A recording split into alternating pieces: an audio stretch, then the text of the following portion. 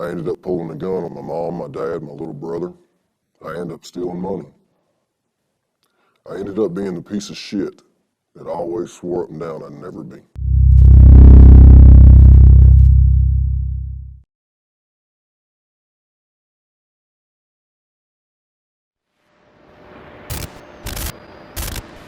I was born and raised in church, Sunday morning, Sunday night, Wednesday night. Basically, anytime the doors was open, my family was there. And you can say that's a good thing, and in all honesty, it is. But we all have choices.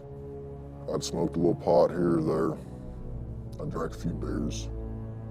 Wasn't nothing too spectacularly wild. 17, I met a girl.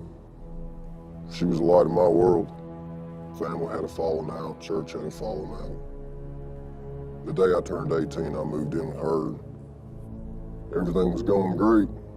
Ended up marrying the girl at 19. The day I turned 21 was the day that things really changed for me. I got into drugs, cocaine mostly at the time. It did what I wanted, it sped me up, but it didn't last long enough. I got in with the wrong crowd. I ended up leaving my wife, my 2 kids, basically going out on a binge. Just didn't care anything about them, just wanted to get high. Just happened by dumb luck, I stumbled on some crystal meth, which I didn't know it was at the time. I thought it was just cocaine chopped out. And so I took a hit of it. And that was the best, what I thought cocaine, that was the best stuff I'd ever had. It lasted for hours. And that's the day I got addicted to methamphetamines. The way it hooks you. You can imagine your best day ever, feeling great, like Superman, just everything's going right, that's how it feels, but times that by 1,000. You can feel the adrenaline pumping through your blood. You're 10 foot tall, bulletproof, and nothing can touch you. You're not scared of the law. Hell, honestly, you're not scared of God. You think you'd be a match for him. From 21 to about 25, I did the stuff pretty hard. And I'll tell you what it took from me. I went from 200 to 140 pounds. It just ate me away. All I could think about was my next fix, my next high. Strung out, crazy out of my mind. Would just as soon shoot somebody as I would to look at them. Even if I had an 8-ball in my pocket. All I could think about was that next line. I was in with folks who snorted it, smoked it, shot it up in their veins. I was in with the wrong crowd and they was the same way as me, and the only reason they were around is because dope was around. At the end of the day, you were always alone and you were awake. You go on 3 and 4 day binges without any sleep. You'd see shadow people. You get paranoid.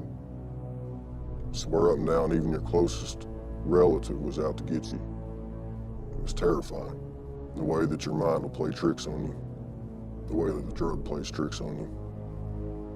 And all you want to do is stop. But you know if you stop, it hurts.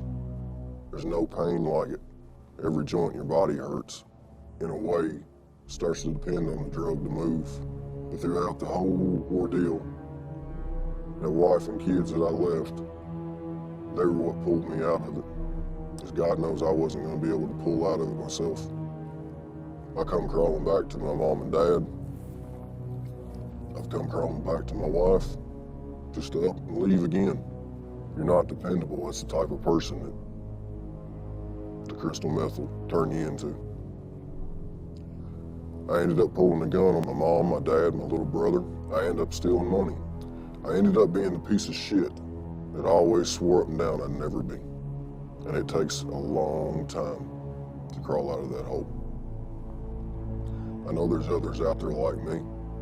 And all I can say is, there is hope. You can do it. But what got me was I was at my lowest. After I'd already been served an EPO and was going to court, my wife basically told me that it was either her and the kids or the drugs. And I won't say that I didn't ever fall off the wagon, because I did.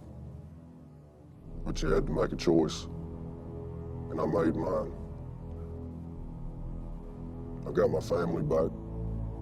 I've got my wife and kids who stayed true.